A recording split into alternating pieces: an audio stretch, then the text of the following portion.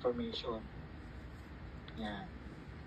So, ang module po ay planning and development. Kasi po, kinuha ko yan dito sa front cover. Ito po yan, no? Kinaya ko lang po. So, doon po sa how to use, ito rin po siya, module. Tapos, yung unit of competency, ganun din po siya. Yan. Tapos, yung isa po doon sa template na nakalagay ninyo ay ilagay nyo ito. Ano-anong mga information tsaka mga task or job sheet yan. Nakalagay pa yan. So, meron ako information sheet, may task sheet ako, and job sheet. Yan. Si Sir, ano po ito? Si Sir, ano po? Opo, sige. After lunch po daw siya. Yan. Yan. Tapos, meron din po answer sheet. Yung lang din naman po ang babaguhin. Tapos, ika-copy-paste nyo lang po yung recognition of prior learning. Sa lahat naman po na ang pinaka-first part po ng CBLM, halos magkakapares lang din naman po. Yan. Sino po sa inyo ang may CBLM ng inyong mga core competence galing sa inyong unang meron po ba kayo?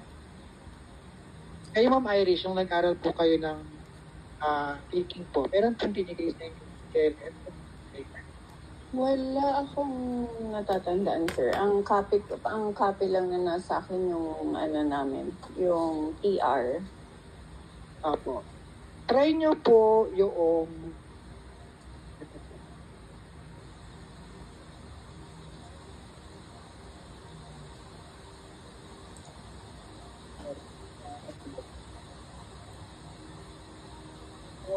try ko po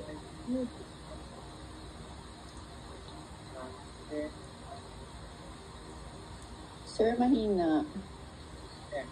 Halimbawa po ay tinype ko sa internet CBLM Event Management and yan po kasi ang aking kalibig. Ito po, meron po makita niyo po yan. Ano ba basa dyan? Scribd yan. Scribd. Sir, may question ako kasi kayo yung nagturo sa akin na pwede ako mag-download dyan, mag-create lang ng account. Then I tried to download multiple times, hindi naman po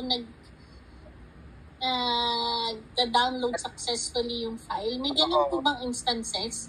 Hindi kasi ako tech sa computer, so meron ba akong parang restriction sa computer ko kaya hindi nagpo-proceed yung download? Kasi nag-a-attempt ako i-download ko, pero downloaded daw. Wala naman sir.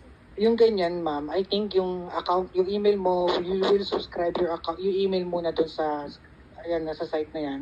Tapos kailangan mo mag-upload ng 5 document mo. You have to share 5 documents muna para sa public, para magamit nila sa reference. Bago mo ma-download yung gusto mong makuha. Oh. Yun. So try kong buksan ito para hindi po kayo mahirapan. Try nyo po itong site na ito. Hanapin nyo CBLM ng inyong qualification. Katulad nito, si Mr. Eric Talamisan, no? Nag-download siya ng CBLM. Yan. Paano ba ito? Skip ad. Yan. Yan. Gumawa siya ng kanyang ba't nawala? Ayan po. Hindi ko makita. Teka lang. Ayan. Ayan po siya. Ito yung balik natin.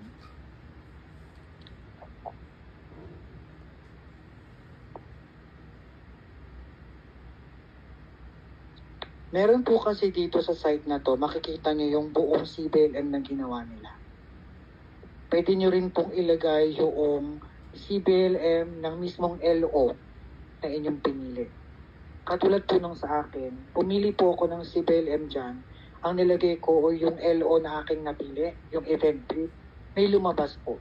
Nakalagay dyan yung kanyang information sheet, may nakalagay na siyang task sheet, tsaka job sheet. Kagayahin nyo na lang po. O kaya naman, palitan ninyo. Depende kung papaano ninyo. At least, malaman nyo na hindi na kayo mahirapan. Ano bang tanong ang gagawin ko? Ano bang multiple choices po? Mayroon na din doon.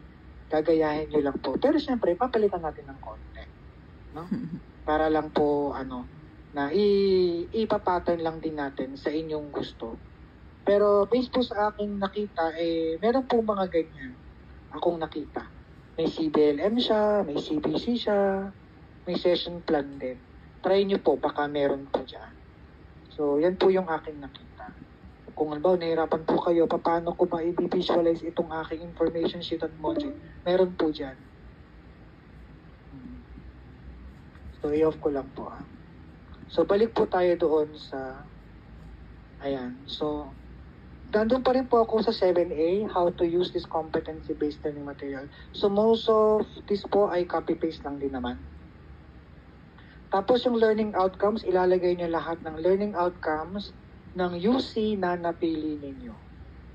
Ang napili ko po ay UC1, meron po itong 4 na LO, so ito lang po yun.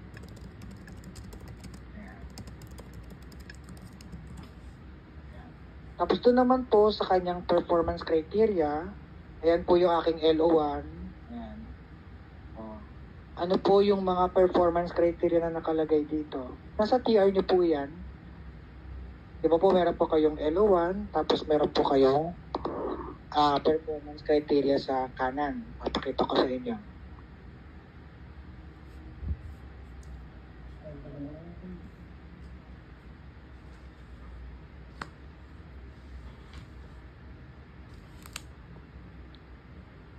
Ayan po. Ito po ang TR ng aming events. Punta lang tayo.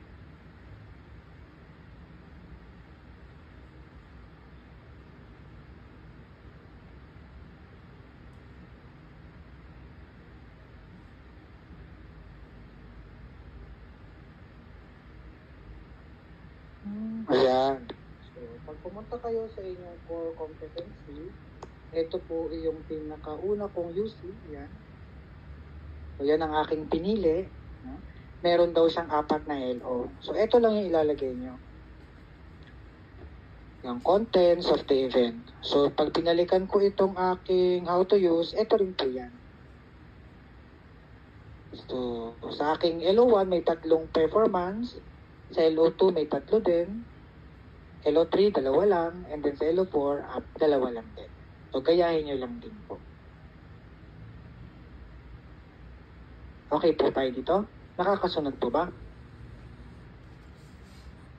Yes, sir. Okay po. Yes po, Sir Gilbert.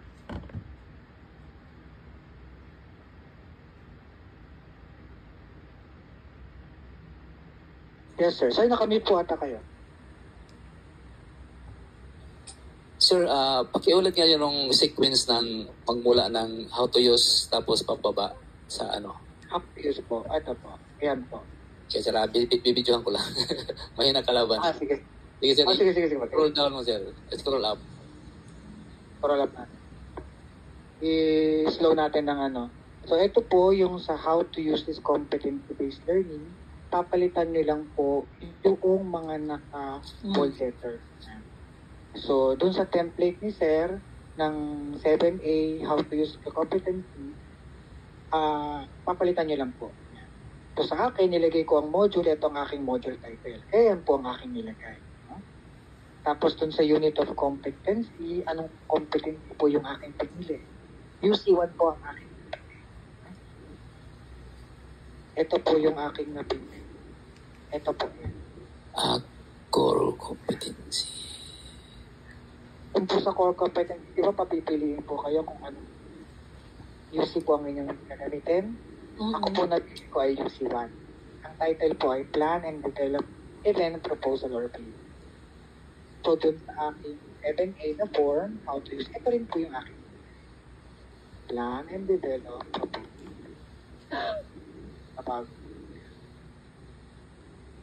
Okay po. Sir, question. Yes po. I think mag-end po yung call then after few minutes. May break time po ba para paano ko lang po yung time ko mag-prepare ng lunch? Tsaka until what time po ang natin, ang tutorial na sir. Para po matansya ko rin po kung paano ko masusundo yung anak ko sa school po. Ay, sige po ma'am. Sige lang po. Kayo ang definition. Babaguhin nyo na lang po kung PPP kayo, food and bev. Yan. Tapos ito ang aking napiling UC.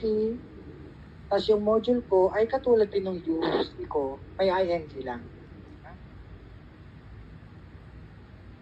Ito po. Tapos ito ay ginaya lang din doon sa ating module na definition. Balikan ko lang yung TR po ha. Ito po unit descriptor ng aking napiling UC. So kinapi ko po yan, tapos nilagay ko doon sa form. Ayan po siya. How to use this competency-based learning material na form. So, ginaya ko po dyan. Ayun po. Tapos finally po, dun sa learning outcomes, dun sa UC na napili ninyo, ilagay nyo lang po lahat ng learning outcomes na nakapaloob doon. So, kagaya po ng aking nasa TR, ang aking pong napiling UC ay merong 4 na LO. Kaya nilagay ko lang po. 1, 2, 3, and 4. So, yun po yung nakalagay doon sa akin. How to use. Ito po yung 4. Okay?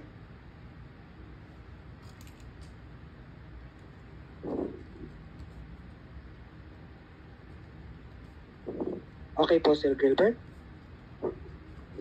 Okay, sir. Okay. Pag may question ka po, sir, pwede mo naman akong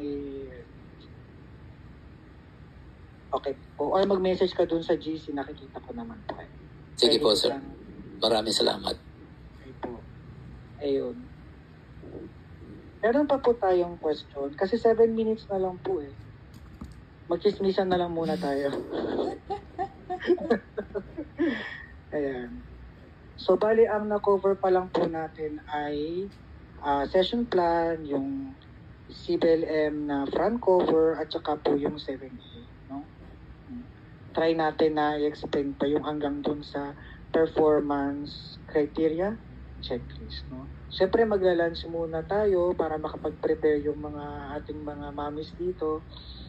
Then, yan. Para makapag-ano po tayo, prepare po tayo. Ma'am Dayan, do you have anything to na Wala naman. So, resume tayo ng 1, no? So, Sige maybe po. 1 Resume tayo, until 2 para naman, time to prepare then for others. Alrighty, sige. Sorry, ano oras po? 2 o'clock po? 1 o'clock. 1. Sorry, Bini. Sabi ni Ma'am Jeanette, yung footnote po. Alam ko po yung footnote po is na nakalagay po doon sa CBLM front cover. Ito po yung footnote. Sinasabi niyo po. Ito po ba yan?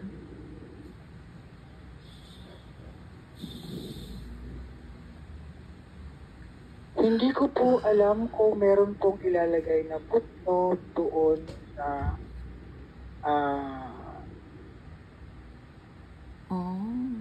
how to use. Kasi doon po sa template, wala po nakalagay. Ganun. Grabe, toxic. Wala po nakalagay. Pero kasi po, ito po mga ito po kasi ay magiging part ng pagsasama-samahin kasi ito lahat. Magiging itong CBLM. Lahat yan magiging. So, doon po sa CBLM, meron na po yung mga footnote. Sige po, i-erase na lang po natin. Pero sa ngayon po kasi, hindi ko pa siya nilagyan ng footnote. Kasi doon sa template na binigay ni Sir, ay wala. Kasi po, ang pinaka-front cover nyo ito eh. Yan, may footnote siya. So, pati yung mga gagawin ninyong information sheet, task sheet, may footnote din po talaga yun. Sa akin, opo, nakalagay na ganyan. Ayan. So, tama po yung sabi ni Ma'am Jeanette. Sa ngayon lang po, hindi ko lang po nilagyan kasi wala pa namang ni Sir. So, ayun po. Yun po, kung meron na kayong footnote na ilalagay, pwede naman po. Okay po. O sige po, mag-ano muna tayo. Thank you, sir. Thank you po, ma'am. Yung Thank you, sir. ano, Thank you, sir. pang-interrupt Yes. yun,